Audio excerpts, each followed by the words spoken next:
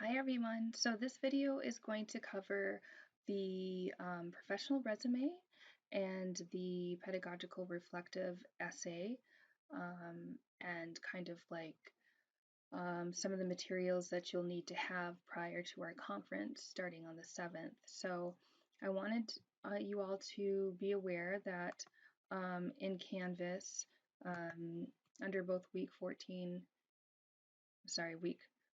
and 14, there is an example for online teaching portfolios that you can kind of look at.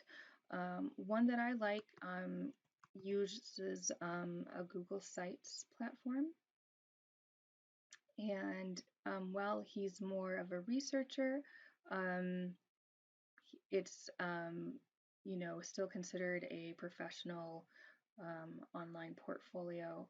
And so he has a really nice kind of like nice scheme and kind of like intriguing picture on his homepage, and then he makes sure to bring up the different types of components of what he wants people to know about him. He's conducted research, the types of publications he's had teaching, and what I like about his website is it has all these various images and stuff that you can click through and stuff.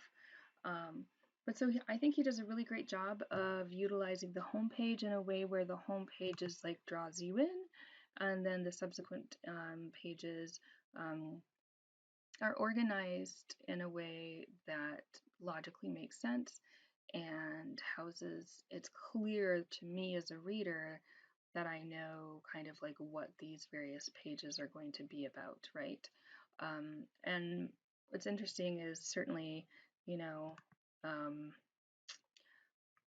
um, for him and his field of study, right?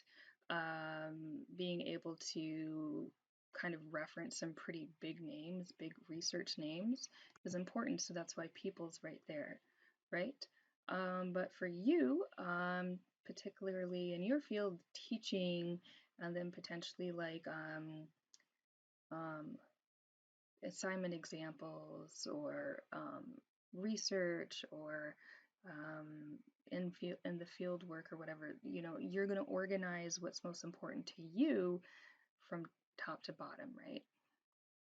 But it's a nice example of a very clean, very well organized. Um, I don't have to guess about anything or the purpose of this website, right? Um, so now I want to go back to the other thing that I wanted to talk a little bit about was first the resume, right? And so there's going to be two examples of the resume for you to look over. So there's one that's listed as a secondary education resume. Let's see here.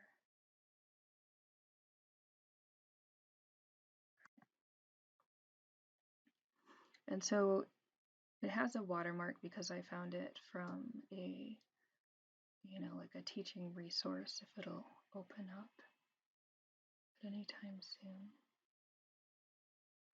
I guess while we're waiting, we can kind of, what you'll be seeing is a secondary education teacher, professional vita, resume, whatever it may be called, and most likely one that is for somebody who's just entering the work field or so on and so forth. You'll find that as you move on, and obviously as a lot of you will end up with a master's, because that just tends to be, the rule of thumb at this point, you'll find that your professional resume, your curriculum vitae will like expand and change. And of course, so your educational, you know, um, component will be more robust. And it really does, it determines like, where you place things. So if your education is something to be like, whoa, look at that, you may place that first. Whereas for others, it may be employment or something that has more to do with like, publications or so on and so forth. So it just depends, right? So like I have a ton of grants, so I put those before my publications where I have one book chapter and like 2 textbook publications, right? So not as robust as I would like. Whereas my grants that I've received throughout the years, could be seen as, impressive, right? And so it depends on how you lay out as you move forward, what you want to privilege, what do you want to showcase first, right? But you may or may not have places where you can put honors and awards that you've had from educational and or other types of experiences that you've had, any type of engagement you've had with student or faculty services at Wayne State University are really, good sells for the teaching education. I'll go down, sorry. Any teaching experience that you've had, any types of conferences that you might have presented at. And if you haven't presented at a conference yet, you need to. Macomb has one every year. Contact me. The MCTE, there's so many that, and I go to a lot of them, so contact me. You need to have a few conferences on your resume because it shows that you're thinking about the field and writing and research outside of just a classroom, and you're like a classroom that you're taking right now, and even the classroom that you may be teaching in. It shows that you're really invested in the field and the up and coming research. So you should have one or two at least, right, before you go. Any memberships that you're a part of that are academically based, and then of course references that you'll want. So like this tends to be like the typical, obviously I've been in the field for quite some time, and so but like if you're just going into the field, it may be just that you have this specialty, the type of professional experience that you have had,